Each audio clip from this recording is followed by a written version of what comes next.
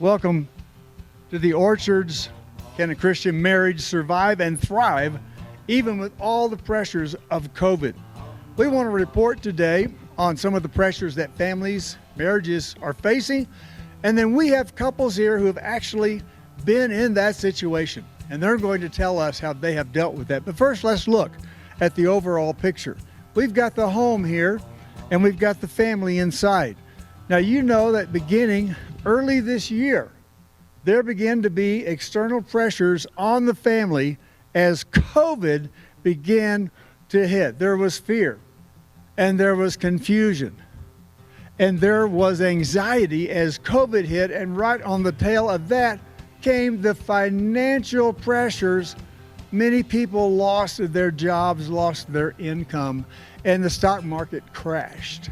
And as we went on through the year, there was unrest. There was racial unrest, and that brought anxiety again on the news.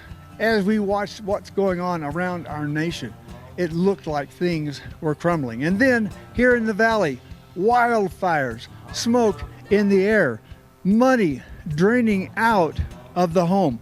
Our families have faced unprecedented pressures and stresses during this year, 2020.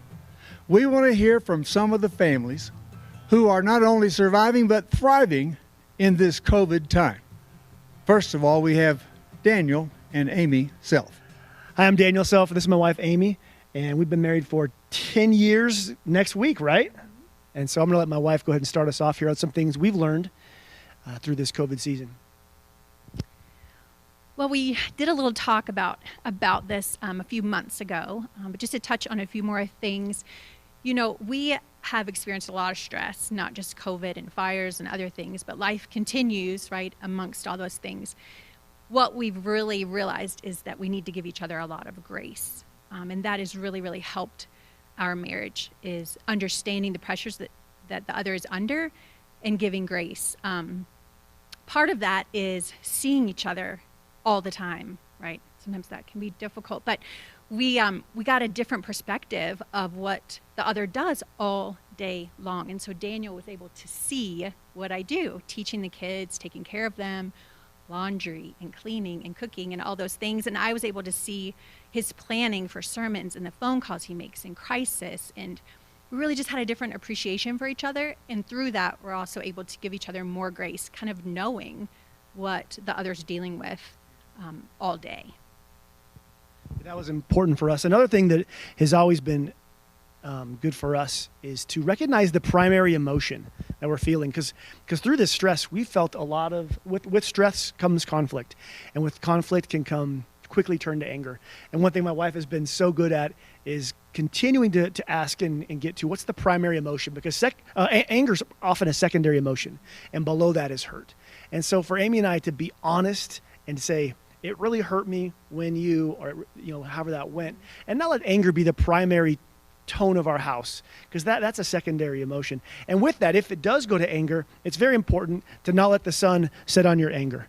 The Bible says in Ephesians that it gives the devil a foothold. It gives him a place in your mind, which means that if we continue to have anger, it gives the devil a foothold in our marriage, and that can keep growing if we don't resolve that. And so that was something that was very important for us, is to try to keep it out of anger, and then if it does go there, resolve it as quickly as we can.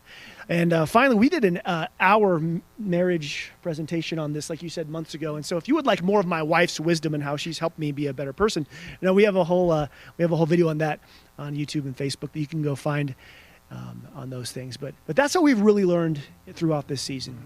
Anything else? No. All right. Our next couple, to help us understand how a Christian marriage and family can survive and even thrive in COVID, are the Hallowells, Brooke and Phil. They have children ranging in age from under a year to 10 years. Brooke and Phil, tell us how to do that. Yeah, as Doug had mentioned, we do have 5 children, from 10 all the way down to just a couple months, and And so COVID's been kind of an interesting experience for us, just with the family and whatnot. As I imagine, it's for so many people. We've been with the Orchard for about 8 years, and the Orchard's been just a wonderful place for us to kind of work through challenging times. As far as COVID goes, and just that whole, the experience that we're in right now, and just all of the racial tensions and fear and confusion and all of the issues that we've all been facing for the last few months. It was real for our family as well. And, just for me personally, I teach. And so having to kind of redesign my workspace, where I'm working from, that was a challenge. And now as we're moving into the school year, all of our children, our school age children are at home. And so, it adds an extra level of stress, and just trying to make sure our kids are working, and getting the education we want them to, and I'm able to work. And so I just think there was a lot of challenges, that I think a lot of people probably can relate to, and just uncertainty. We just didn't know, what can we do? What can't we do? And the monotony for me was another thing that was really challenging. I wasn't able to go to work, had to work from home. And, so the monotony of day in, day out, was with family around became challenging and stressful. I'll let Brooke describe what her experience was like. Well, first of all, I just want to say we don't have it all figured out, and we're in this all together. For me, during COVID, being employed by the hospital and the medical implications of COVID really added an entire additional layer of work and responsibility that was additionally challenging. With the 5 children, we struggled with our baby developed multiple life-threatening food allergies at the same time. And so there are definitely days that I feel overwhelmed, and definitely days I felt unbalanced when I was having to be involved with multiple meetings on most of my days off. Things that we have learned maybe the hard way at times, but have been helpful to us are, for me, recognizing what emotion I'm feeling is kind of a new thing for me, and that has been hugely impactful in my walk with God and my marriage, where, if I'm feeling things like overwhelmed, it's taken me, I'm 40 years old, it's taken me a long time to realize that being able to put a name on that emotion and then just giving myself the time to process it has been really positive, rather than being unaware and, possibly blaming somebody else or processing it in a really negative way. That's something that's really helped our relationship. One thing that we work really hard at is trying to give each other time to exercise, and just kind of simple application things. But the Bible app has a really, in my opinion, excellent short devotional that includes a reading piece as well as like a 2-minute video by an international faith leader, and has verses. And I found that to be, in a busy life with a little bit of time, that's something that usually I can sneak in, and just to remain connected spiritually, we've both found that to be really helpful. Yeah, when stresses did build up, we really, I think we learned through the experience that, or as we're learning through the experience, we're good at blaming, but when we're able to give each other space, it can really go a long way. So that space and kind of an element of grace there, when we're frustrated, that's been kind of a game changer. And just trying to identify how we're feeling, and then just respecting that the other person, it's okay to be stressed, and allow that, and then just help each other through it when the time is right. So, I think, we've just been able to acknowledge those feelings and then also kind of give each other the space. And Brooke mentioned, just to exercise or, whatever it might be for you, she's been great just knowing that I just need a little bit extra space sometimes. And whether that's exercise or just kind of being able to just relax, that's really been a healthy thing for our marriage. So, overall, I think the whole experience has brought our family closer together. There's no question. We're just, we have to go through ride the ups and downs of such uncertainty in the world right now. And, canceling a vacation or, finding out that, kids aren't going back to school or whatever it might be. We've navigated that stuff together and in proximity, but also just like we know each other a little bit better, because of it. And so I think that's been a good thing. You have I think I realize this is easier to do when you're feeling balanced and you're, connected with God and feeling like you're taking care of yourself. But certainly, and I don't want to sound trite, but certainly a sense of humor has helped. The other day, I looked around our house and we literally had 5 separate workstations of people either in school or working from home, which included my 2 kindergartners who do Zoom kindergarten from the kitchen table, which is at times hilarious with 2 of them. And just funny stuff like that, with singing happy birthday to my brother from the kindergarten class and the teachers giving us text messages throughout the day. And, Phil teaches his CMC classes from his mom's bedroom, and my brother works from Phil's office, and my 10-year-old works from the laundry room, and my 8-year-old works from his bedroom. And so there's tons of technological challenges throughout the day, but at times being able just to sit back and find humor in it has definitely helped as well. Yeah, certainly not a normal world right now, but I think, Brooke mentioned humor, and then, I guess that grace for one another, we're closer in proximity, so we kind of just naturally, we would kind of agitate one another here and there, and I think that's normal. But if we just give each other that space and that grace, it can go a long way. Next couple to speak, Zach and Ann Smith. Hi, I'm Zach, and this is my wife, Ann. We've been married for 11 years. We have 3 kids. Abram is 8, Lucille is 5, Joshua is 2. And we just moved here in June from North Carolina. And we've been coming to the Orchard ever since. So when the pandemic started, we were in the process of moving, packing up, trying to sell our house, trying to find a new house here. And we were totally consumed with a lot of fear, anxiety, uncertainty, and a lot of disunity. So Zach's going to go into a little bit how we dealt with that. So fear can be really consuming. Creates lots of stress, anxiety, and ultimately, takes our eyes off God and trusting Him. So it was really helpful for us several times just to remember that God is not surprised by COVID. He's still on His throne. He's still in control. He's seen the world through many calamities and pandemics in the past, and He'll see this through as well. And so just remembering that and keeping that perspective of God is above all of this.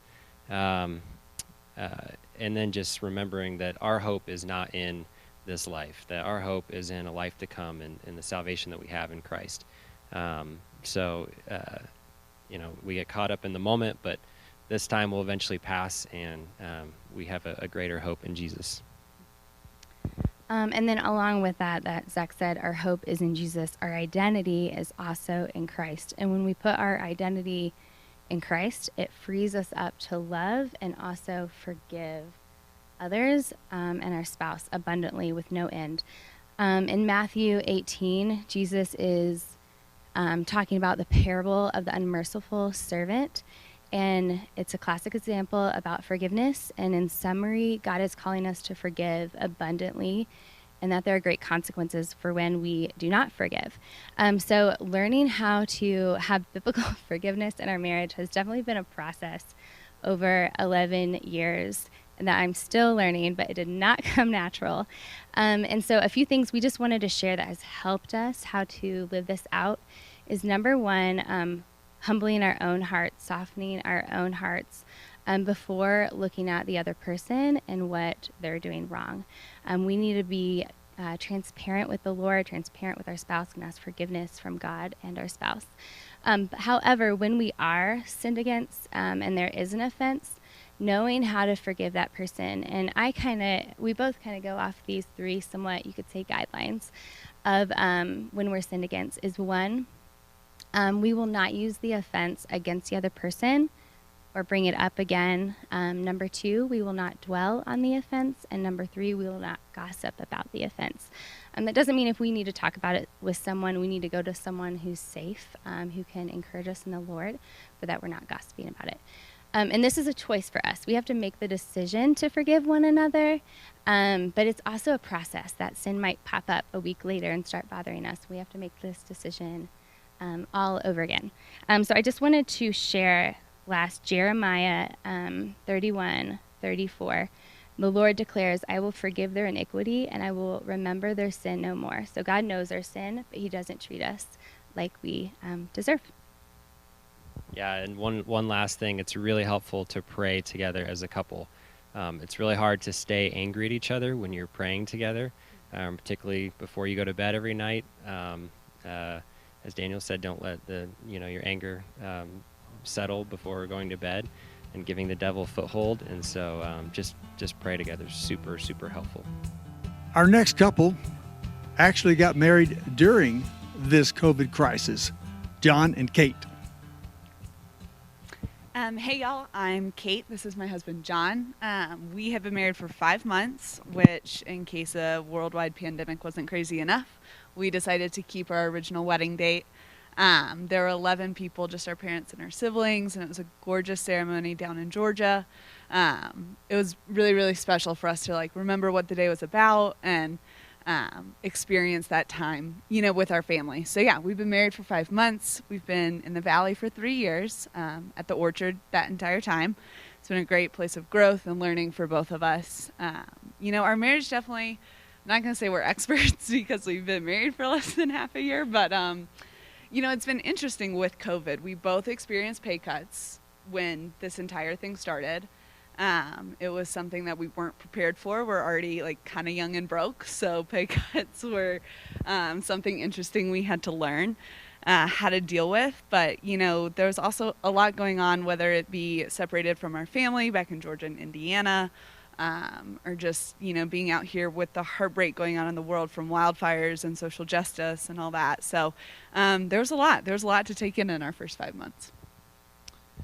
And I think the pandemic and getting married and having our first months of marriage in the pandemic, in a lot of ways, it's been a blessing. We both were working at home at the beginning and were able to spend way more time with each other than I think most couples do.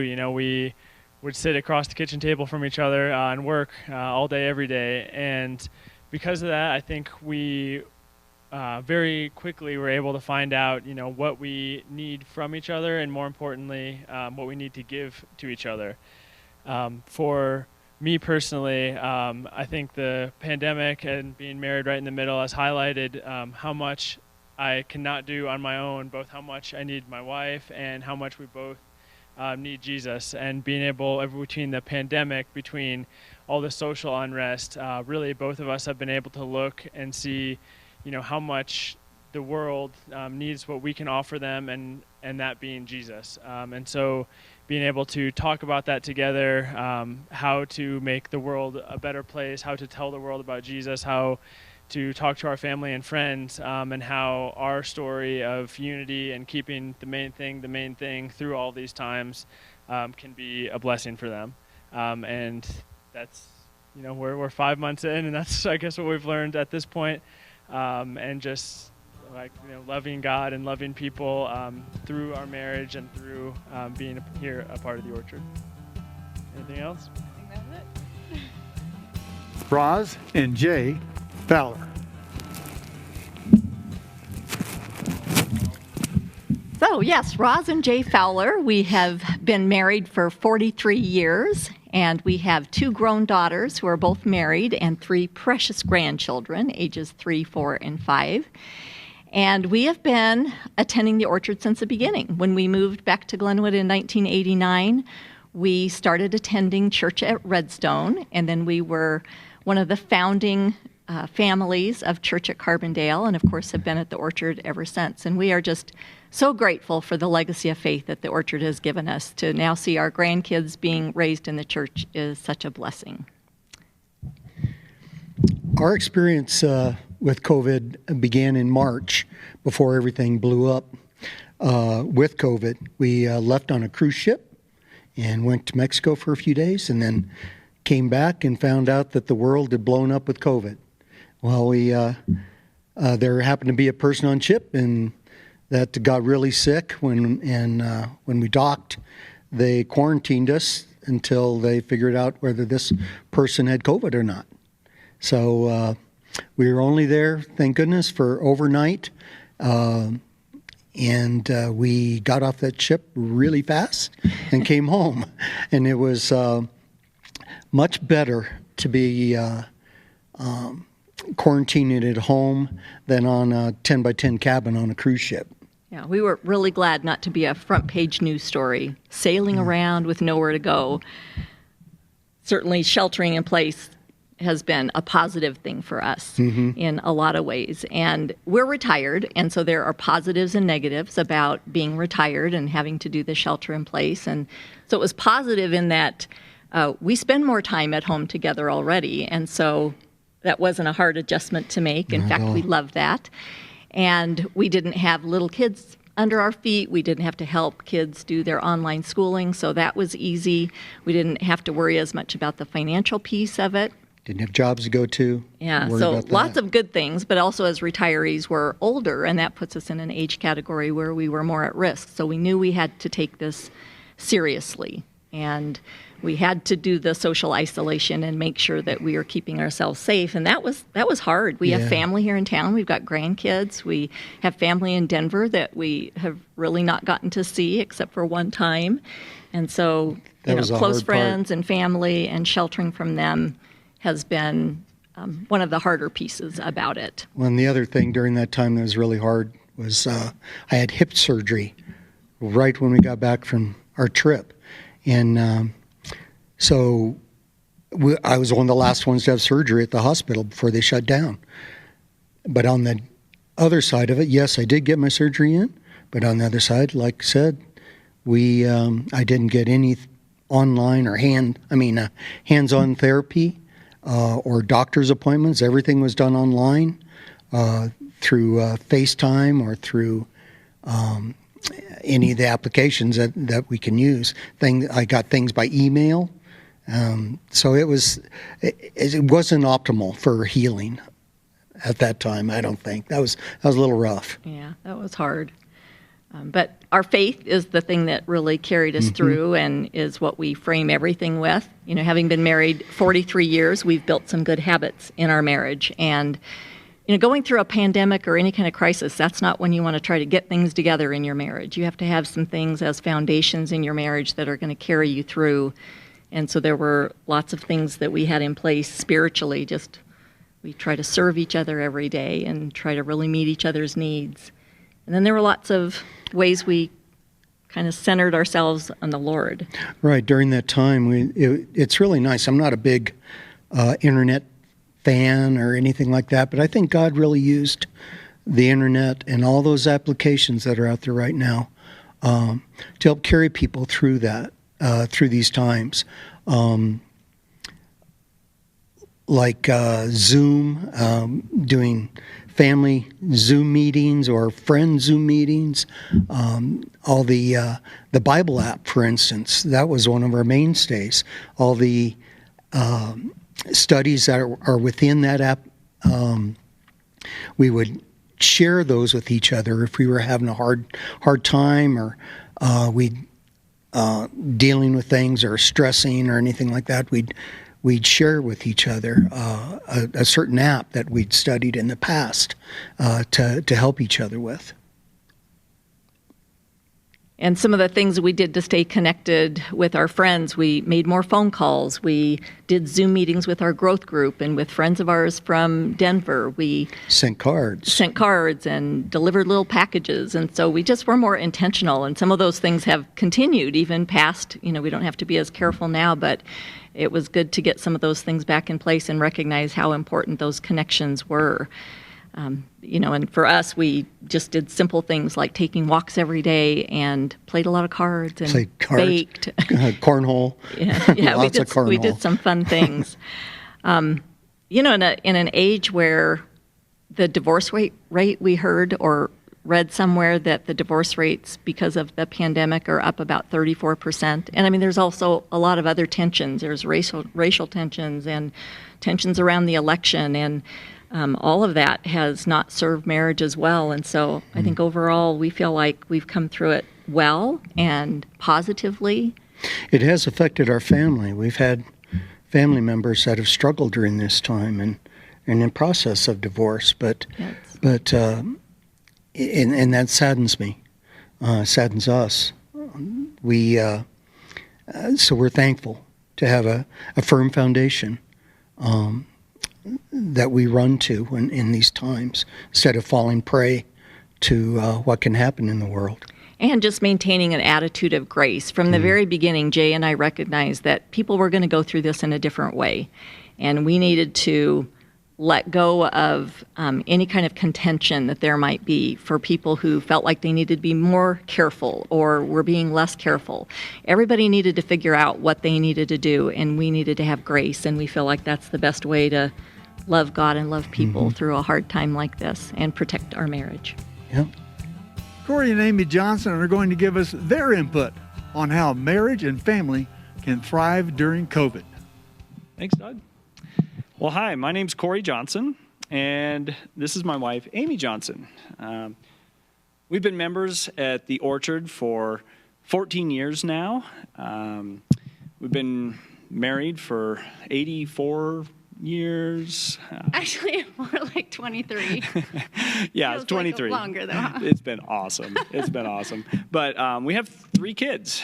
We have an 18-year-old who's a freshman in college. We have a 16-year-old who's a sophomore in high school, and a 13-year-old daughter who is in middle school. So girl, boy, girl.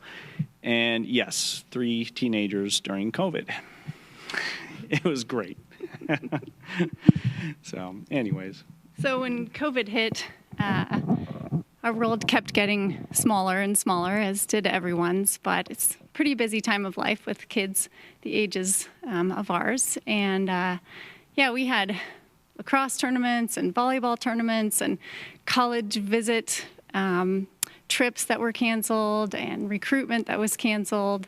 The whole world kind of crashed down, and one thing that helped us through was just kind of finding the silver lining, using the verse from James 1:2, to count it all joy whenever you face trials of many kinds.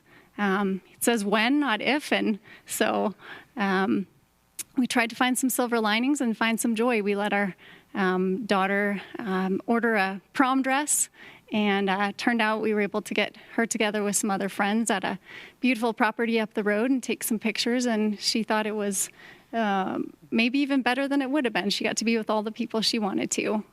Graduation was another big one. That was such a big disappointment and just kind of heartbreaking for her to miss that, and she really took hold of it and became a volunteer to help set up the whole graduation ceremony, along with some other community members and classmates, and it turned out really amazing. Really neat to have something different, and and yeah, to just be so well supported by the community. Yeah, the parade afterwards was amazing. The kids sat on the roof of the car with their legs down through the sunroof, and it was really heartwarming to see the community come out with balloons and signs and cheering and cowbells, and it really was something that I think they'll carry on as a tradition in the future. Yeah, meanwhile, we were trying to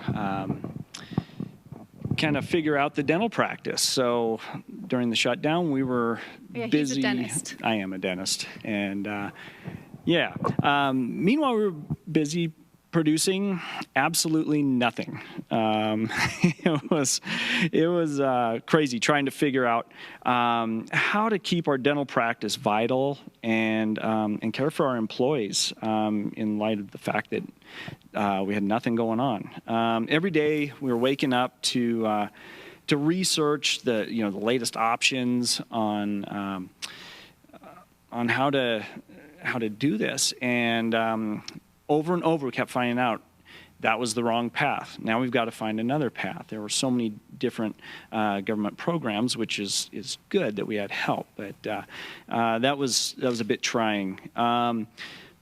The personal challenge then really was not knowing initially how dangerous COVID-19 was, and considering opening our practice where we're working literally right in people's faces, and and then doing everything possible to minimize this risk to our patients, to our team, and to ourselves.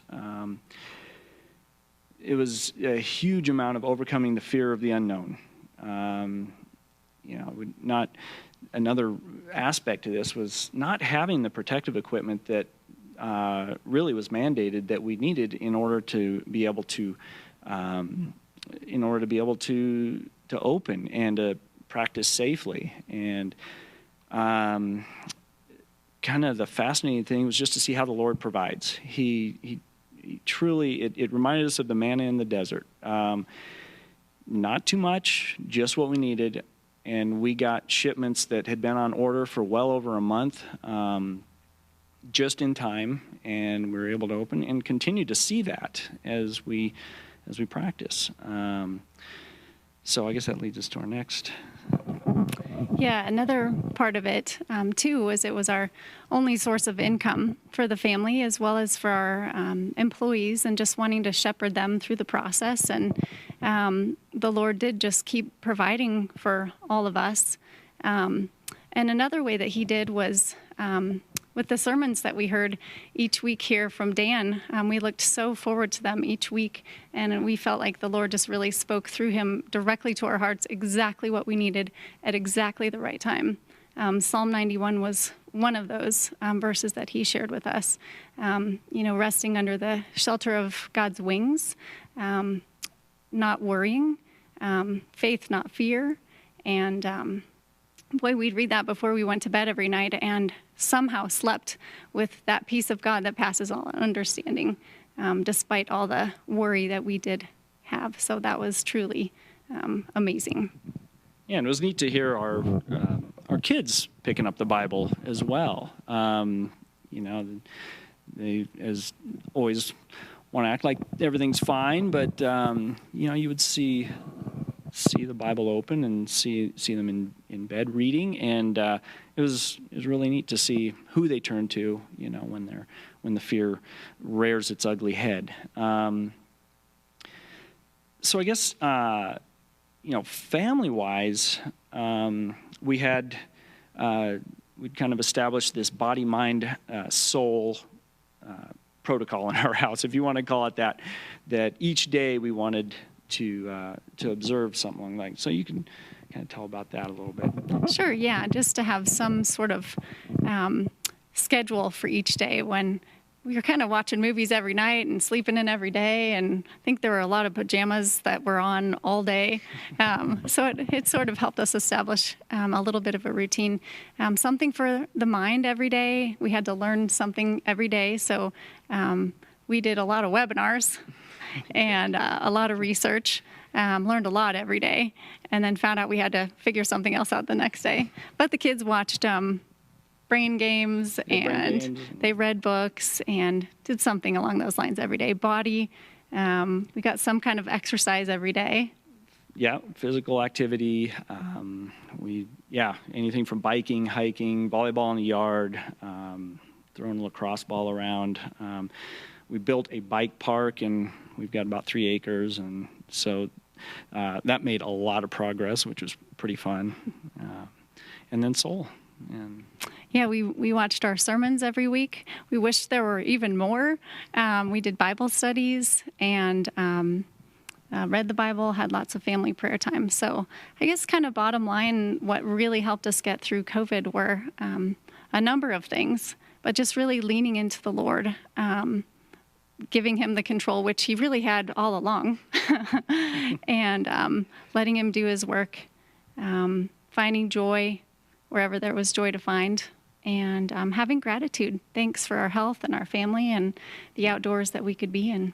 yeah, and some things along, depending on our family, really, as well. We made sure we ate dinner every night.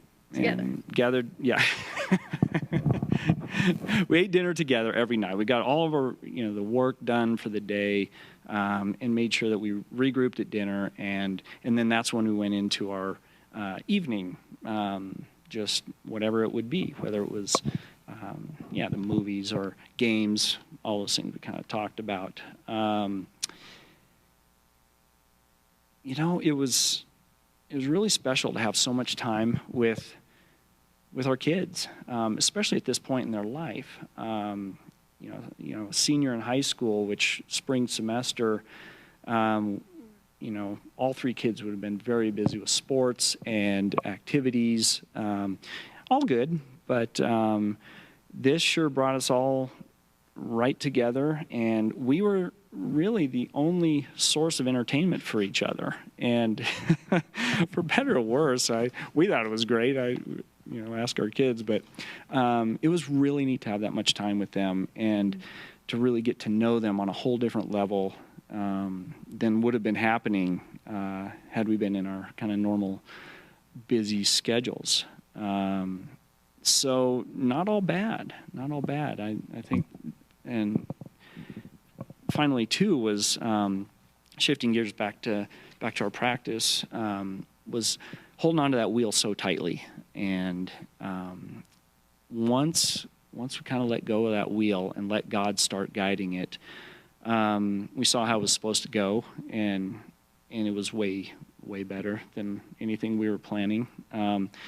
But it was kind of that acceptance that our practice may not look anything like it had before, and accepting that reality was actually kind of cool, and then actually started to get excited to how the practice might look in the future. So kind of as we work through this, it's injected a new level of excitement, both into family and work. And so God is good. It's really cool to see how he works through that. Anything else? All right.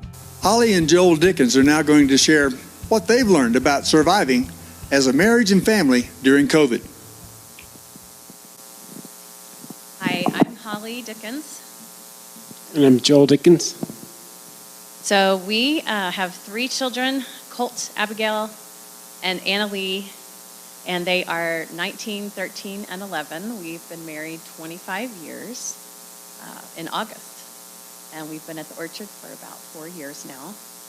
And so, our life during shutdown, our son came home from college in Texas for his spring break and essentially never left again for the semester. He was expecting to get to go home or back to college. He was really loving that college environment and just thriving there. And so it was an adjustment for him to be back home. And although we loved having him, of course. And then our girls, we had to finish school online with them for the end of the spring semester as well.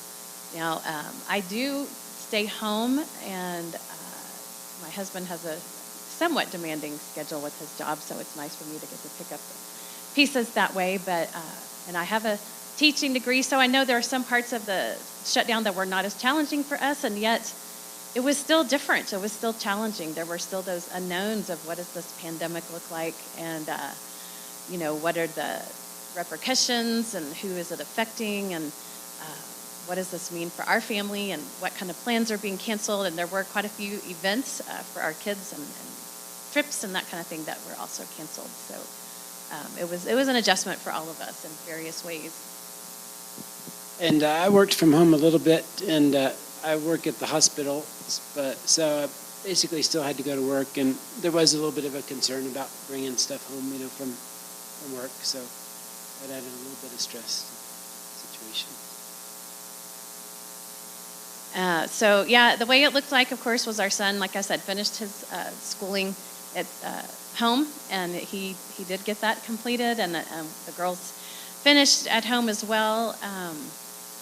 And as far as how we handled the pandemic, Joel and I are, we think that it's a good idea, medically speaking, even to have the masks and to do those, the distancing and all of that those are wise things to do. And then at the same time, we know ultimately that we trust the Lord, and we are not going to go to the far side of fear and walk in that. And honestly, that wasn't too much of a temptation for us. We do have his mother who lives nearby, and so we definitely do our best to try to keep her safe as well and to keep her from getting sick. But we try to have that balance of mostly just walking in faith with this pandemic.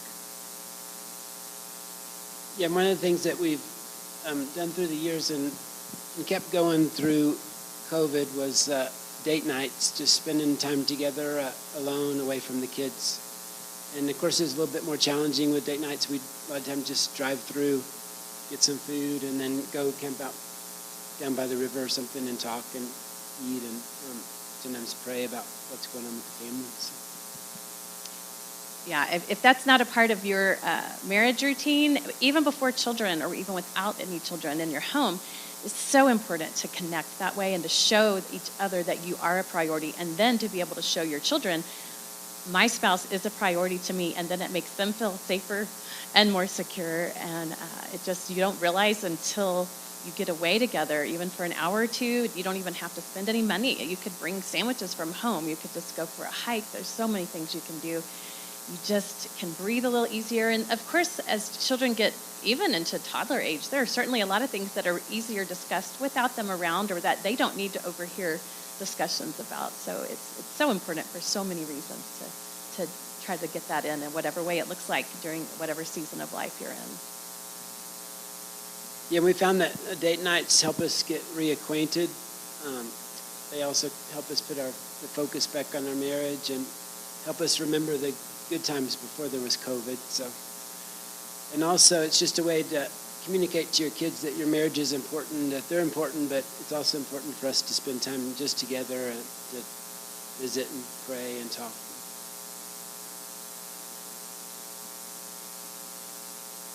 We've also found that it's a way to just kind of help decompress, after a long day or a long week or a long season of COVID, just to get away and enjoy each other's presence.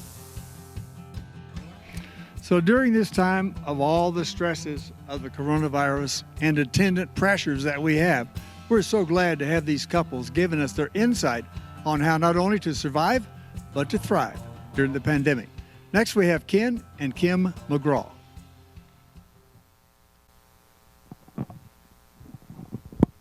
Hello, I'm Ken McGraw. This is my wife, Kimberly. We've been married for 38 years. We have 2 adult children, Michael, who's living in Chicago, and Annie Rose, who is living in Nashville. We started back before the Orchard was the Orchard. We started at the Church of Redstone back in 1981. Doug has asked us to describe our experience during this pandemic and how it relates to our marriage. The world has certainly been rocked with all of this, but for Ken and I, we have not really had a huge upheaval in our daily lives. We still go to work. Ken's retired, so he does the chores around the house. But we have actually found our marriage to be a source of stability, pleasure, and encouragement during this time.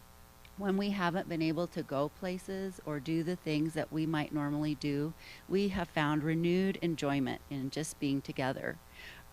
Doing simple things like taking a walk, going for a drive and packing a picnic, listening to music and talking. We're not special people, we're ordinary people, but these are some things that we have found and built into our lives and our marriage that we think have contributed to making it an oasis in a turbulent time. The first thing is our healthy personal relationship with God. It's a foundation that we've each built on, and we've used these tools to make sure that that is happening. We are committed to a personal daily quiet time with Bible reading and prayer.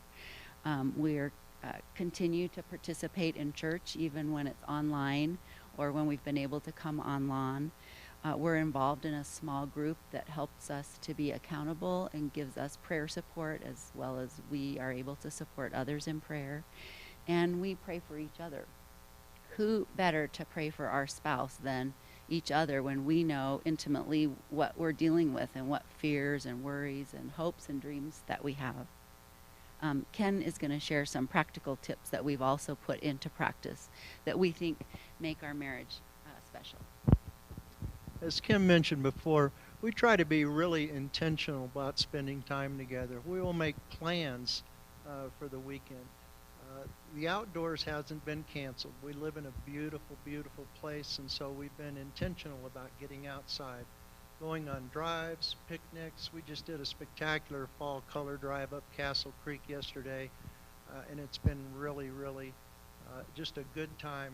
And we've actually grown closer during this period because we've had to look inward. You can keep it simple when you do this. We live in a beautiful place. Get outside and enjoy it.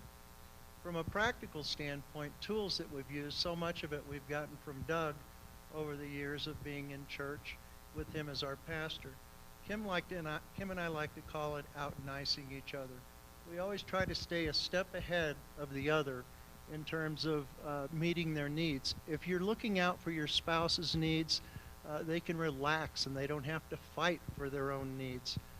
We think about it as a bank account. You make deposits and you make withdrawals. And as a husband, you surely never want to be overdrawn on your account. You always want to be ahead of your wife when it comes to taking care of her needs. God gave you this woman for a reason. He gave me a very, very special woman. Doug told me in premarital counseling that I was marrying over my head, and he was right about that.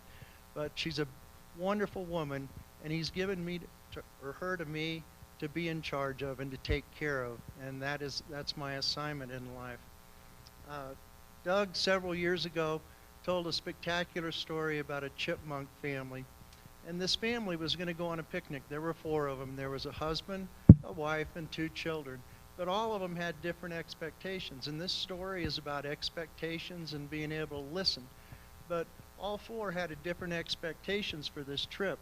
The young boy was planning on playing catch with his dad and thought the mom and the daughter would go off and do girl things together. The young girl had a new flower press, and she was hoping to press flowers and they would all make greeting cards from the flowers. The wife was planning on taking a long walk and having a long talk with her husband on this trip, and he was planning on fishing while she watched the kids. Without communicating their expectations, the whole trip became a disaster because nobody's needs were met on this trip. It's all about communicating, knowing what your expectations are, and then Kim and I have developed a 1 to 10. If we have plans for the weekend and I'm wanting to go fishing and she's wanting to spend time and go for a long walk with me, we'll rate it. You know, what's the fishing to you? It's a 5. What's the walk to you? It's a 7. I will defer to her. But it's just so important that we meet each other's needs and we look out for our spouse before we look out for ourselves. Anything to add, babe? I think that's good, honey. In conclusion, we have benefited from this pandemic as opposed to feeling rocked by it, and realizing that our marriage is a treasure. We're grateful to be together and to have the benefits that come from investing in and caring for our relationship over the many, many, many, many years that we have been together. And it's a place to shelter in the storm. We want to encourage those of you who might be listening and are not as far down the road as we are, that this is a perfect time to invest in and turn inward instead of outward to resource and restore the haven that God intends your marriage to be. Finally, we want to leave you with this Bible verse from Ecclesiastes 4:9-12. 2 are better than 1 because they have a good return for their labor. If either one of them falls down, one can help the other up. But pity anyone who falls down and has no one to help them. Also, if two lie down together, they will keep warm. But how can one keep warm alone? Though one may be overpowered, two can defend themselves. A cord of 3 strands is not quickly broken. Thank you.